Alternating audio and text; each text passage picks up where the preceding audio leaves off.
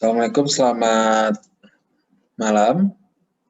Perkenalkan, saya Evan Pramudito Mulyadi dari PPDS Prodi Departemen Ilmu Bedah Dr. Sutomo.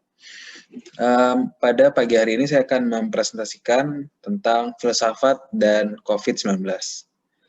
Dimulai dengan latar belakang. Jadi, filsafat Yunani kuno itu kurang lebih ya dimulai pada abad ke-6 Masehi dan berlangsung hingga pada zaman klasik atau pada periode Helenistik. Lalu pada abad modern ini filsafat berusaha untuk tetap meletakkan dasar-dasar pemikiran bagi metode logis ilmiah khususnya. Pemikiran filsafat itu memiliki sifat yang praktis. Tujuannya agar manusia dapat menguasai lingkungan alam menggunakan berbagai penemuan ilmiah. Jadi filsafat merupakan pemikiran terbuka dan sifatnya dinamis. Hakikat berpikir secara filsafat adalah berpikir dengan sangat mendalam, menyeluruh atau holistik, dan berpikir dari berbagai sudut pandang pemikiran. Lalu cara berpikir demikian agar masyarakat dapat berpikir secara tepat, mendalam, holistik, menyeluruh, dan benar sehingga dapat dipertanggungjawabkan. Jadi melihat segala sesuatu dari berbagai aspek atau dari berbagai macam kacamata latar belakang apapun itu, agar supaya didapatkan berbagai macam insight atau masukan atas sesuatu hal.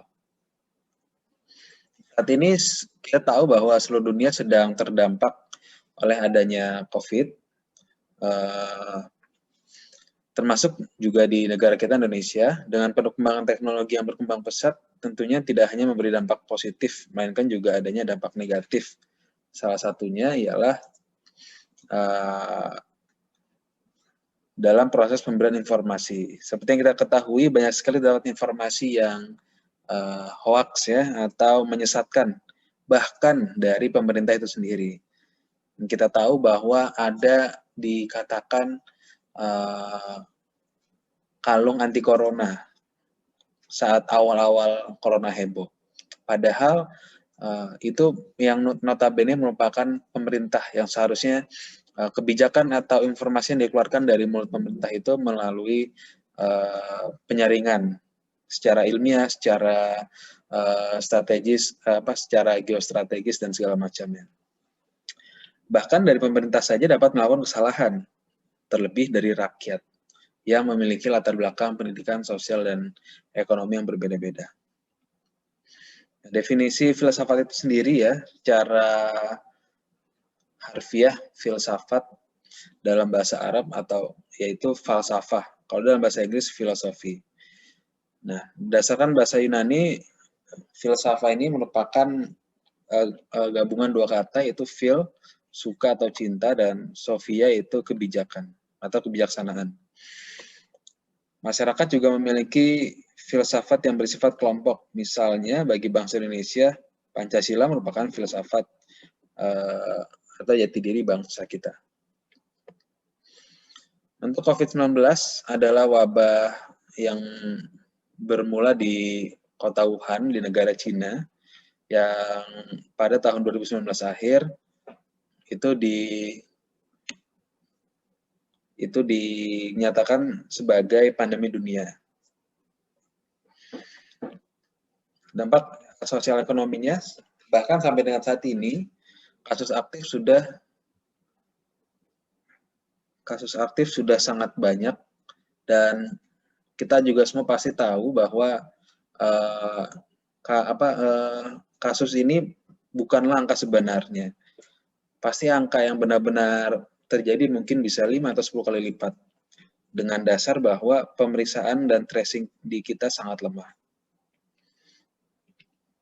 Dan ini merupakan kebijakan yang dikeluarkan oleh pemerintah, dalam hal ini DKI Jakarta, mengeluarkan beberapa kebijakan, antara lain pelarangan untuk berkumpul, dalam hal pendidikan, pekerjaan, hiburan, bahkan tempat ibadah. Hal ini demi untuk mencegah dan mempercepat penyelesaian wabah COVID.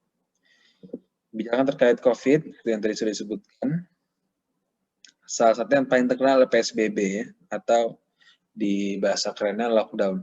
PSBB ini merupakan bentuk lain dari lockdown yang sekarang sudah berubah lagi menjadi, saya pun tidak tahu yang terupdate apa. Nah, ini ada 3 faktor kunci kesuksesan program vaksinasi COVID. Peran serta masyarakat dan pemerintah, tenaga kesehatan sebagai garda terdepan, serta kualitas vaksin itu sendiri, mulai dari riset sampai dengan distribusinya. Yang pertama adalah vaksin COVID memiliki berdasarkan evidence-based medicine teruji, aman, dan memiliki efektivitas yang baik. Kemudian tenaga kesehatan harusnya dan sudah sesuai ya, bahwa tenaga kesehatan mendapatkan prioritas utama. Kemudian juga harus mengedukasi masyarakat bahwa vaksinasi aman dan dapat melindungi dan dapat melindungi masyarakat dari COVID serta dapat mempercepat wabah ini selesai. Dan ketiga adalah masyarakat dan pemerintah. Pemerintah juga harus 100% membantu dan menyediakan vaksin serta mempermudah kebijakan-kebijakan untuk dilakukannya vaksin. Dalam hal ini mengajak ya stakeholder, pemuka agama, kemudian tetua adat dan public figure yang didapat didengar oleh masyarakat. Kesimpulannya, filsafat dan vaksinasi COVID sangat berhubungan dan dibutuhkan dalam menyikapi semua kejadian yang saat ini terjadi, termasuk vaksin untuk COVID-19. 3 kunci kesuksesan vaksinasi ialah vaksin COVID, termasuk evidence base-nya, kualitasnya, sampai dengan distribusi dan aksesnya, kemudian tenaga kesehatan sebagai garda terdepan dan sekaligus harus dilindungi, serta peran masyarakat dan pemerintah. Sekian presentasi saya. Terima kasih atas perhatiannya. Wabillahi taufiq wal hidayah. Wassalamualaikum warahmatullahi wabarakatuh.